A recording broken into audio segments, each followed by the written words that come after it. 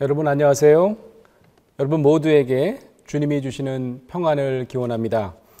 저는 신구화대학장과 연합신학대학원장을 맡고 있는 권수영 교수입니다. 코로나 바이러스 19 감염증 확산으로 여러 가지 직간접적인 피해를 입고 고통 중에 계신 분들에게 하나님의 위로와 돌보심을 기원합니다. 코로나19로 인해 우리 대학교도 이번 학기를 2주 늦게 개강했고 지금껏 비대면으로 수업을 진행하고 있습니다. 여러분 모두가 참으로 불편한 점이 많으시다는 것 잘 알고 있습니다. 저는 특별히 이번 학기 신구화대학과 대학원 신학과 그리고 연합신학대학원에 입학하신 20학번 새내기 분들께는 오리엔테이션과 뜨거운 환영의 모임을 가지지 못한 점이 참으로 아쉽습니다. 곧 대면하여 그런 귀한 만남을 가질 것을 기대해 봅니다. 오늘은 우리 연세신학 공동체가 연합으로 매주 수요일마다 드리는 체프를 이렇게 온라인으로나마 가지게 된 것을 기쁘게 생각합니다. 여러분 벌써 여러 주일 예배도 온라인으로 드리셨고 수업도 비대면으로 진행하고 계신 터라 어느 정도 온라인 방식이 익숙해지셨으리라 믿고 2020학년도 1학기 첫 연세신학 수요 연합 체프를 시작하겠습니다. 다 같이 기도하시겠습니다. 좋으신 하나님, 주의 은혜 아니면 한시도 살 수 없는 우리, 오늘 우리에게 생명 주시고 사명 주시니 감사합니다. 코로나19는 우리에게 참으로 많은 변화를 가져다 주었습니다. 일상 중 가장 손쉽게 경험할 수 있었던 것을 잃어가면서 우리는 모든 것이 하나님의 은혜였음을 고백합니다. 맑은 공기도 하나님의 은혜였고 악수를 하고 허그를 하는 것도 주의 은혜였음을 알았습니다. 모여서 공부하고 소리내어 찬양하는 것도 하나님의 은혜였습니다.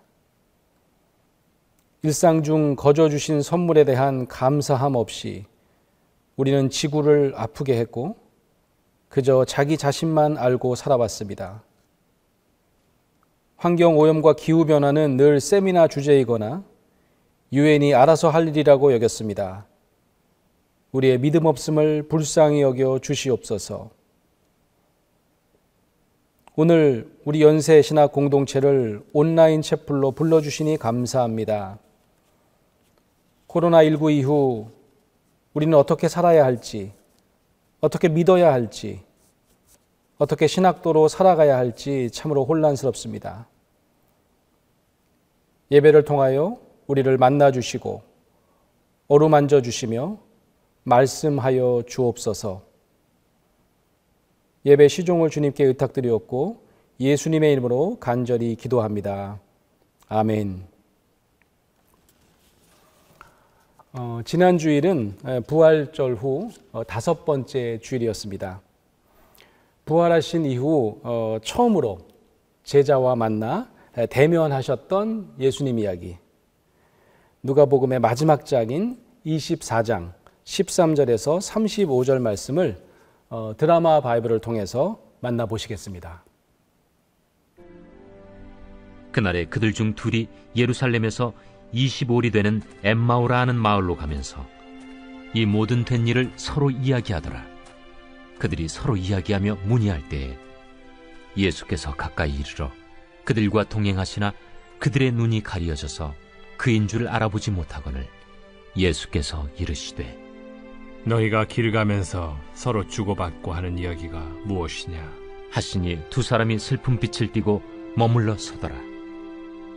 그 한 사람인 글로바라 하는 자가 대답하여 이르되 당신이 예루살렘에 체류하면서도 요즘 거기서 된 일을 혼자만 알지 못하느냐? 무슨 일이냐? 나사렛 예수의 일이니 그는 하나님과 모든 백성 앞에서 말과 일에 능하신 선지자이거늘 우리 대제사장들과 관리들이 사형 판결에 넘겨주어 십자가에 못 박았느니라. 우리는 이 사람이 이스라엘을 속량할 자라고 바랐노라. 이뿐 아니라 이 일이 일어난 지가 사흘째요.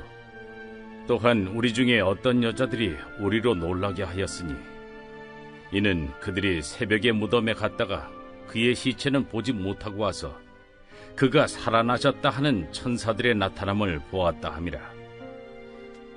또 우리와 함께 한 자 중에 두어 사람이 무덤에 가 과연 여자들이 말한 바와 같음을 보았으나 예수는 보지 못하였느니라.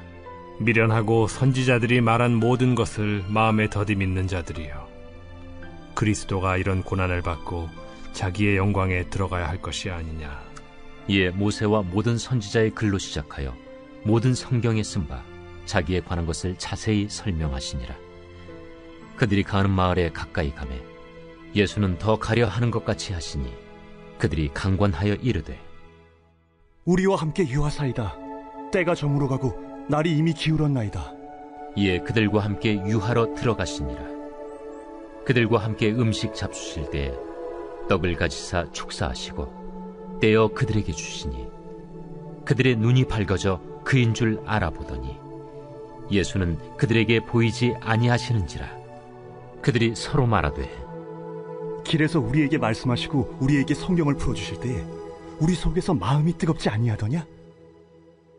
곧 그때로 일어나 예루살렘에 돌아가 보니 11 제자 및 그들과 함께한 자들이 모여 있어 말하기를, 주께서 과연 살아나시고 시몬에게 보이셨다. 두 사람도 길에서 된 일과 예수께서 떡을 떼심으로 자기들에게 알려주신 것을 말하더라. 인류의 역사는 예수 그리스도가 오신 이전과 이후, 즉 기원 전, 기원 후로 나눕니다. 이를 BC, Before Christ와 AD, 라틴어죠. 아노 도미니라고 하는 약자로 표시하곤 합니다. 저는 최근 이 BC가 바뀌었다는 의미 있는 농담을 들었습니다. BC가 Before Christ가 아니라 Before 코로나가 되었다는 것입니다. 그냥 웃고 넘길 리는 아닙니다. 왜냐하면 AC, After 코로나, 코로나 이후 인류가 어떤 세상을 만나게 될지 현재 아무도 예단하기 어렵기 때문입니다. 이번 감염증 대유행이 종식된 후에 등장할 새로운 세상에 대한 염려와 함께 우리는 그간 경험해보지 못한 문명사적인 대전환을 경험하게 될 것이라는 전망이 나오고 있습니다. 대학의 교육 방식도 앞으로 큰 변화를 경험하게 될 것입니다. 당장 우리 대학부터 그 변화를 세밀하고 그리고 전향적으로 준비하려고 합니다. 종교와 신약 분야도 우리 신학 분야도 예외는 아닐 것 같습니다. 저는 지난 몇 달 동안 사회적 거리두기와 온라인 강의를 하면서 이런 묵상에 잠겨봤습니다. 신체적으로 그리고 물리적으로 함께 한다는 것과 정신적으로 그리고 영적으로 함께 한다는 것이 어떤 연관이 있을까? 과거 우리에게 부활신앙이란 먼 훗날 우리가 육체적으로 부활하는 미래의 천국을 소망하는 일이었다면 코로나19 이후에 우리는 몸은 떨어져 있어도 영적인 하나됨을 경험하는 하나님 나라의 현재성에 대해 더 큰 관심을 가져야 하는 것은 아닐까 하는 생각에 잠겨봅니다. 예수님께서는 살아생전 아마 지금으로 따지면 거의 스타 강사급 인사였습니다. 누가복음 12장 1절에 보면 예수가 군중 앞에서 설교를 할 때면 물이 수만 명이 모여 서로 밟힐 만큼 되었다고 보고합니다. 수만 명이 모였대요. 수천 명도 아닙니다. 이 정도면 정말 구름대 같은 관중이라고 할 수 있겠죠. 그런데 그가 최종 선발한 직속 제자군 12명은 그리 대단한 사람들이 아니었습니다. 여러분처럼 엄격한 서류 면접 그리고 심층 면접을 통과하고 선발된 제자는 단 한 명도 없었습니다. 학력이나 출신 지역이 아주 미천한 수준. 복음서나 사도행전에 보면 갈릴리 사람들이라는 표현이 자주 등장하는데 이는 늘 그들의 수준을 낮추어 부르는 통칭이었다고 합니다. 그냥 일반적으로 표현하자면 비주류 시골 사람들이라는 표현이 맞을지도 모르겠습니다. 저는 가끔 예수님이 좀 이상하다 싶을 정도로 제자 선발 기준이 모호했다는 생각을 종종 합니다. 그렇게 추종하는 수만 명의 팬층이 있었다면 저 같으면 마음 먹고 선발 과정을 잘 준비해서 정말 질 좋은 제자군을 마련할 수도 있었을 텐데 하는 아쉬움을 가지게 되는 거죠. 12명의 제자 중에서 예수는 또다시 3명의 대표 제자를 점찍어서 스스로 최측근이라고 여겼습니다. 베드로, 야고보, 요한. 이 3명의 측근 제자들을 훗날 바울은 기둥과 같은 사도라고 부르기도 합니다. 저는 농담삼아 이 3사람을 문고리 3인방이라고 합니다. 그만큼 예수의 지척에서 그의 의중을 잘 살피는 사람들이었을 것이다. 제자들이었을 것이다. 짐작하는 거죠. 그런데 아이러니하게도 복음서는 이 3인방 세 사도가 예수의 본뜻을 정반대로 곡해하는 장면을 여러 차례 보여줍니다. 예수님이 자신의 순환과 죽음을 미리 예고할 때도 당최 무슨 말인지 이해하지를 못하고 딴 생각만 합니다. 심지어는 그 와중에 예수님이 왕이 되면 자신이 좌편에 아니 우편에 있겠다는 그런 야심찬 포부만 드러냅니다. 예수가 절대절명의 순간 겟세마네 동산에 기도하러 올라가실 때도 이 문고리 3인방을 데리고 가죠. 그리고 깨어서 자신을 위해서 기도해달라고 부탁까지 하십니다. 그런데 이 3사람은 어떻게 했는지 여러분 잘 아시죠? 그냥 쓰러져 잠을 잡니다. 예수님께서 포기하지 않으시고 2차례 다시 언덕 아래로 내려와서 3인방 제자를 깨워놓고 좀 제발 나를 위해서 기도해라 그러고 기도하러 다시 올라가시지만 셋 다 나 몰라라 잠만 잤습니다. 결국 반장격인 이 베드로는 예수를 눈앞에서 자기는 모르는 사람이라고 전혀 모르는 사람이라고 3번이나 부인하죠. 복음서는 문고리 3인방은커녕 12제자 중 어느 한 사람도 예수의 십자가 처형되는 마지막 순간에 그의 죽음을 끝까지 목격했던 의리 있는 제자가 있었다고 기록하고 있지 않습니다. 무덤가에 가서 부활하신 빈 무덤을 목격한 것도 막달라 마리아와 여인들이었습니다. 심지어는 여인들이 예수님이 부활하셨다고 이야기를 전했지만 그 아무도 믿으려 들지 않았습니다. 이 정도면 살아생전 예수님의 학생 지도나 메시아의 이해, 수업 강의 평가 점수를 준다면 여러분 어떻게 하시겠습니까? 완전 실패. 5점 만점에 아마 겨우 1점 정도 줘도 크게 이상한 일이 아니지 않겠습니까? 오늘 누가복음은 부활하신 예수가 처음으로 만났던 2 제자 이야기를 소개하고 있습니다. 이들은 3인방 제자도 아니었고요. 12제자 중 한 명도 아니었습니다. 이들이 왜 예수의 십자가 처형 직후에 엠마오로 향했는지 그 이유는 소개되어 있지 않습니다. 아마도 이들의 마음은 12제자나 또 기둥과 같은 사도들과 별반 다르지 않았다고 상상해 볼 수 있겠습니다. 예수님의 죽음으로 인한 실망감, 예수의 시체가 없어졌다는 것에 대한 혼란감, 이런 어떤 마음에 가득 찬 채 바삐 예루살렘을 떠난 것이라 충분히 짐작해 볼 수 있겠다는 말씀입니다. 그런데 갑자기 이 2사람 곁으로 한 사람이 쑥 들어와 대화를 나눕니다. 부활하신 예수님이었습니다. 2 제자는 알아채지 못하고 대화를 나누죠.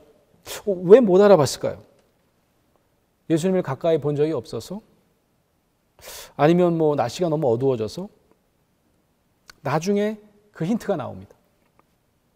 예수님은 시침을 떼고서 무슨 이야기를 하고 있었냐고 물어봅니다. 무슨 일이 있어요, 예루살렘에? 아니, 예루살렘에 엄청난 소동이 일어났는데 그걸 모르냐면서 제자들이 설명하기 시작합니다. 21절에 보면 이런 말이 나옵니다. 우리는 이 사람이 이스라엘을 구원하실 분이라는 것을 알고서 그분에게 소망을 걸고 있었는데 지금은 어떻다는 거죠? 그런 우리의 소망이 완전 끝장났다는, 우리 폭망했다는 의미가 담겨 있어요. 그뿐만이 아닙니다. 그런 일이 있은 지 벌써 사흘이 지났는데 우리 중에 어떤 여자들이 우리를 놀라게 했습니다. 이런 표현을 합니다. 우리를 놀라게 하였으니 이는 그들이 새벽에 무덤가에 갔다가 그의 시체는 보지 못하고 와서 그가 살아나셨다는 천사들의 환상을 전달했습니다. 잘 읽어보시면 이게 지금 제자들에게 그냥 놀랄만한 일이었다는 거죠. 깜짝 놀랄만한 일이었다는 거죠. 그래서 우리와 함께 있던 몇 사람이 무덤가로 가서 보니까 정말 그 여자들이 말한 것처럼 예수는 없어졌습니다. 이렇게 얘기한 거죠. 여러분, 여기서 두 제자들의 마음속 심정을 느끼실 수 있으실까요? 앞에 17절에 보면 슬픈 빛을 띠고 이런 어떤 문구가 나와요. 슬픈 빛을 띠고. 여러분, 과연 이 두 제자들이 예수님은 대체 어디 가셨을까 염려하고 근심 걱정해서 슬퍼하는 것 같으세요? 또 다른 성경 번역에 이렇게 되어 있어요. 침통한 표정으로. 침통한 표정. 이게 오히려 더 어울릴 것 같아요. 이들은 예수님이 살아생전 미리 말씀해 주신 고난받는 메시아와 부활에 대한 예언을 전혀 기억하지 못하고 있습니다. 그러니까 시신이 없어졌다고 하는 것이 깜짝 놀랄 만한 일이 되는 것입니다. 아, 드디어 일어났구나가 아니라 깜짝 놀랄 만한 일이 되는 거죠. 시신 증발에 대한 걱정도 전혀 없는 것 같고 그저 혼란스럽고 자신들이 그동안 완전 헛다리 짚었구나 라고 하는 허망한 느낌? 아마 그 정도였을 겁니다.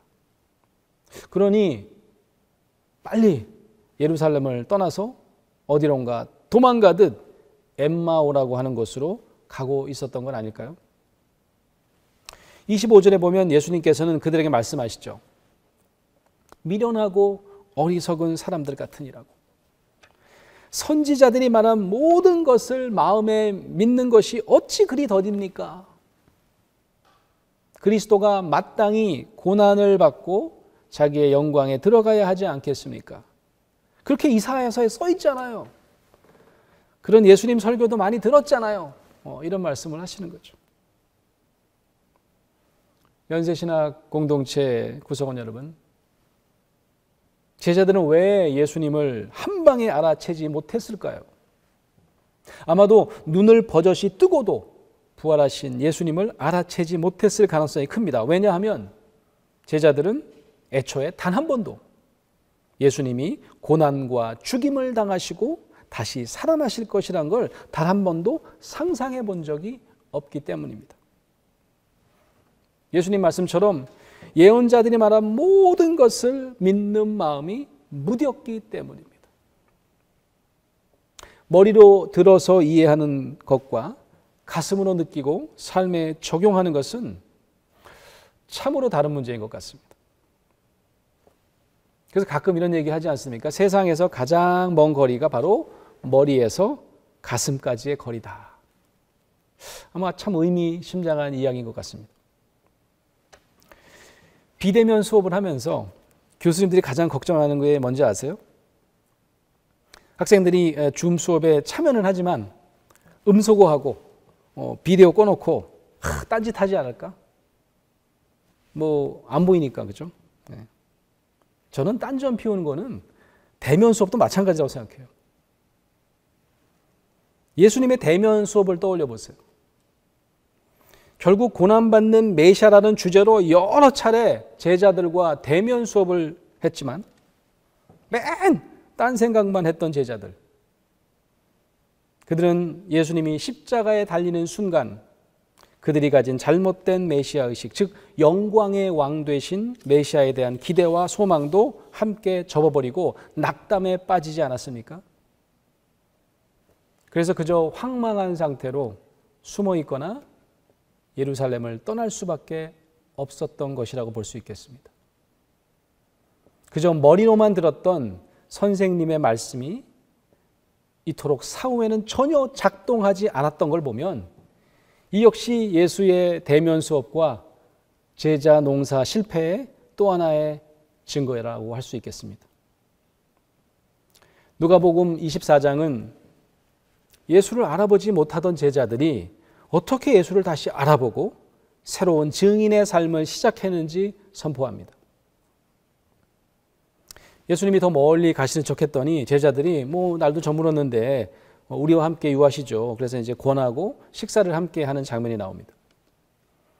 30절 말씀을 보면 그들과 함께 음식을 잡수시려고 앉으셨을 때 예수께서 빵을 들어서 축복하시고 떼어서 두 제자에게 나눠주는 장면이 나옵니다.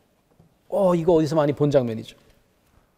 아마도 바로 며칠 전 예수가 12제자와 가졌던 6월절 마지막 만찬에 그들이 함께 있었거나 아니면 멀리 지켜봤거나 혹 나중에 이 식사에 대해서 들었더라면 그때 예수님의 그 모습이 아마 오버랩이 될 수도 있었을 것 같아요. 31절 그제서야 그들의 눈이 열려서 예수를 알아봅니다. 예수님. 그러는 순간 한순간에 예수께서는 그들에게 사라지셨다라고 누가복음은 보고합니다. 그럼 예수님이 갑자기 유령처럼 나타났다가 휙 사라지신 건가요? 이거 어떻게 이해해야 될까요? 만약 그랬다면 제자들이 와 유령이다 하고 더 화들짝 놀라야 하지 않을까요? 32절에 또 힌트가 나옵니다. 그들은 서로 말하되 길에서 우리에게 말씀하시고 우리에게 성경을 풀어주실 때 아까 엠마오 오는 길에요. 우리 마음 속에서 뜨거워짐이 우리 속에서 마음이 뜨거워짐이 있지 아니했냐? 우리 안에 뜨거워지지 아니했더냐? 라고 서로 성령에 대한 이야기를 하기 시작해요. 부활을 도무지 상상조차 하지 못하고 실망에 빠졌던 제자들이 예수님의 부활 이후 약속하셨던 바로 그 성령의 능력을 경험하는 순간입니다. 영의 눈이 닫히면 예수님이 곁에 있어도 알지 못하고 성령의 힘으로 영의 눈이 열리면 곁에 없어도 눈에 보이지 않아도 그분의 존재와 능력을 뜨겁게 가슴으로 증거할 수 있게 되는 것입니다. 그렇다면 성령의 능력은 어떻게 경험하는 것일까요? 갈릴리 사람들, 그 제자들 이전에는 어떤 사람이었습니까? 예수님의 고난의 길보다는 자신들만의 영광을 쫓아 예수님의 뜻을 철저하게 왜곡했던 제자들. 예수님의 십자가 사건을 무서워하며 피해 숨어있던 못난이 제자들. 심지어 부활을 증거하는 여성들의 말을 도무지 믿으려 하지 않았던 그런 제자들. 이런 제자들이 완전히 새로운 부활의 증인된 삶을 시작할 수 있었던 것은 분명 성령의 능력과 연관이 있습니다. 사도행전 2장에 등장하는 베드로의 오순절 설교에도 예수의 이름으로 세례를 받고 성령의 선물을 받으라고 선포합니다.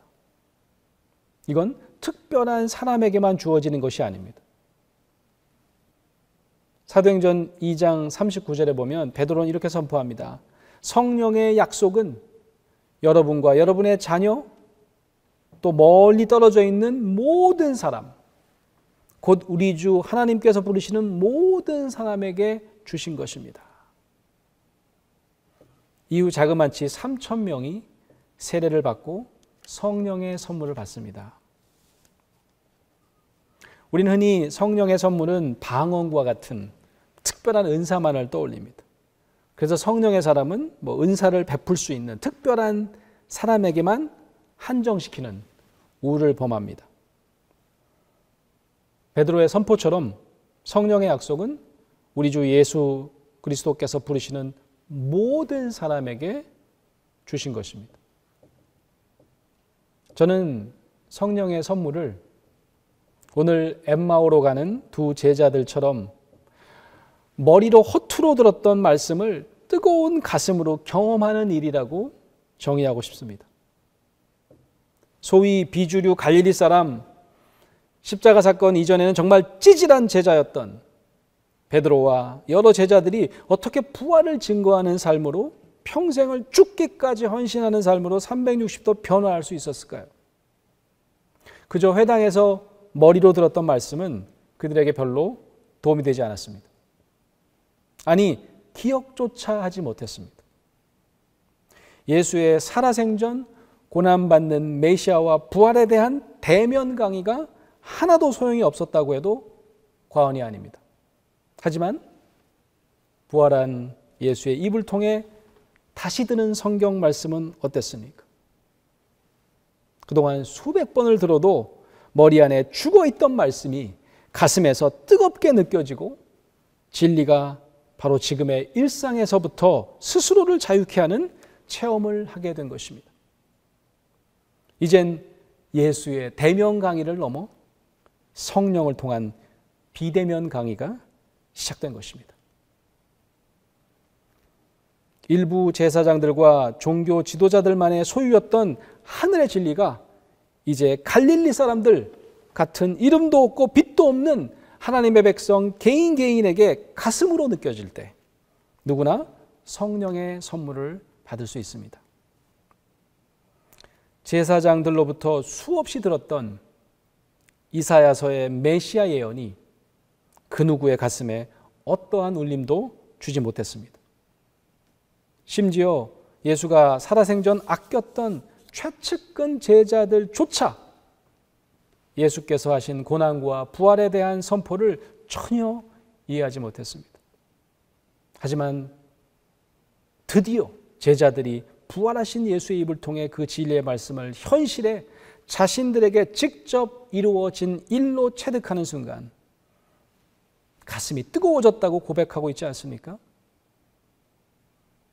예수 그리스도가 우리에게 주신 진리와 자유가 얼마나 귀한 것인지 우리의 일상의 삶에서 가슴으로 느끼는 순간 우리는 성령의 사람이 됩니다. 서승환 총장님은 임기 4년간 연세대학교의 비전을 우리 대학의 교훈이자 요한복음 말씀인 진리가 자유케 하리라 로 정하신 바 있습니다. 세상의 진리는 여러 가지로 정의할 수 있겠지만 자유케 하는 성경의 진리란 무엇일까요? 저는 4대째 모태신앙을 가진 기독교인입니다. 모태신앙을 가진 어떤 분은 제게 모태신앙은 못된 신앙이다 라고 말씀하시더라고요. 그래서 모태신앙을 다들 이렇게 축복이라고 그러는데 왜 그렇게 생각 안 하시고 못된 신앙이라고 하시냐고 물으니까 결국 모태신앙은 율법에 매인 삶을 살 수밖에 없다고 대답하십니다. 주일에는 무조건 예배당 가야 한다고 배우고 11조 철저히 안 하면 벌 받는다고 배우고 행하지 않고 봉사 안 하면 천국에 상이 없다고 배웁니다. 행위가 중요해집니다. 값없는 은혜보다는 나의 행위가 더 하늘의 큰 상을 보장한다고 믿게 만드는 것이니 못된 신앙은 못된 신앙이다. 이렇게 말씀하시는 거죠. 우리를 자유케 하는 진리란 무엇보다 군림하는 무서운 왕으로 인간을 벌하시기 위해 인류를 만들지 않으신 사랑의 창조주를 인정하는 것입니다. 그를 믿는 것입니다. 예수 당시 모든 유대인은 613개 조항이나 되는 율법의 속박 아래 살았습니다. 늘 모든 율법을 지킬 수 없어 정죄당하는 죄인, 하나님과 왕의 통치를 두려워하는 약자로 살 수밖에 없었습니다. 거룩하고 선한 행위를 해보려고 끝없이 노력하지만 결코 단 한순간도 자유를 누릴 수 없었습니다. 그렇게 세상법은 물론이거니와 종교법에도 늘 억눌려 살아왔던 유대인들이 메시아를 새로운 왕으로 기대하고 그를 따르면 세상 영광을 누리면서 일신이 편안하게 살 수 있을 거란 열망을 가지게 된 것을 이상하다고 할 수는 없을지도 모르겠습니다. 왕 대신 예수를 쫓아 자신의 영광을 꿈꿨던 갈릴리의 제자들이 어떻게 성령을 입은 사도들이 되었을까요? 그들이 머리로 믿었던 진리가 가슴의 진리로 바뀌었기 때문입니다. 군림하고자 하는 세상의 영광을 따라 살면 우리는 세상을 향해 한순간도 자유함을 누릴 수 없습니다. 코로나19는 눈에 보이지 않는 바이러스로도 우리 모두가 일순간에 일상의 자유를 빼앗길 수 있다는 것을 여실히 보여주었습니다. 이제는 여러분과 저는 그 어느 때보다도 진정한 자유를 주는 진리에 대한 탐구를 시작해야 할 때입니다.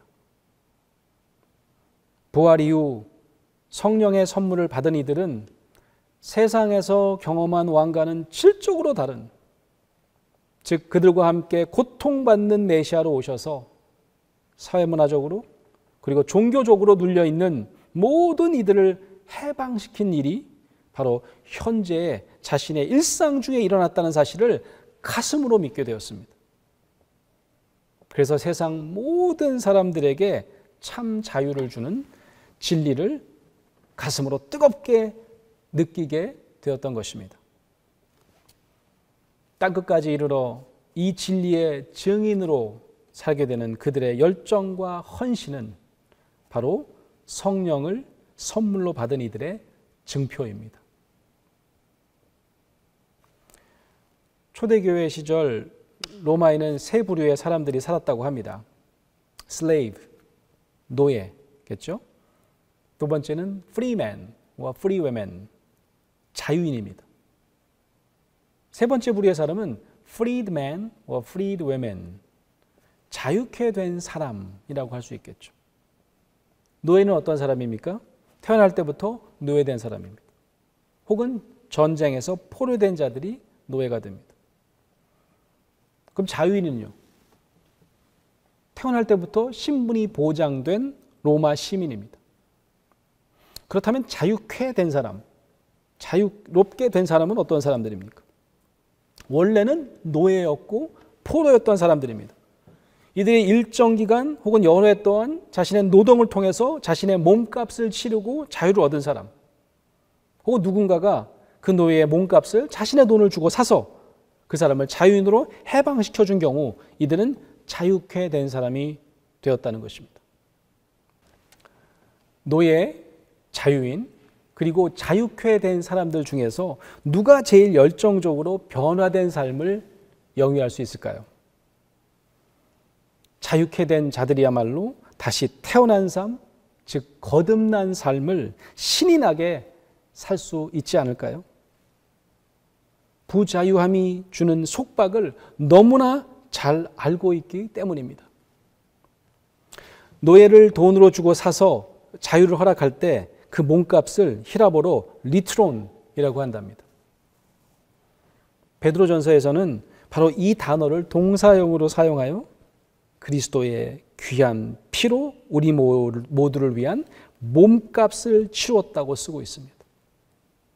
바로 우리 모두를 자유롭게 하기 위해 그리스도 예수께서 우리의 몸값 대신 그분의 보혈을 흘리셨다는 진리를 가슴으로 뜨겁게 느끼는 순간 분명 우리는 성령의 사람으로 거듭나게 될 줄로 믿습니다.